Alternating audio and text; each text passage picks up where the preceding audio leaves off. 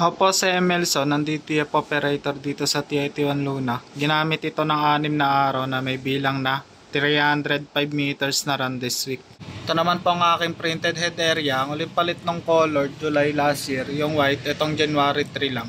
Same lang ng month na napalitan yung mga damper last year. Ang ink system na tama lang ang label. Ang waste tank na dinispose kagahapon.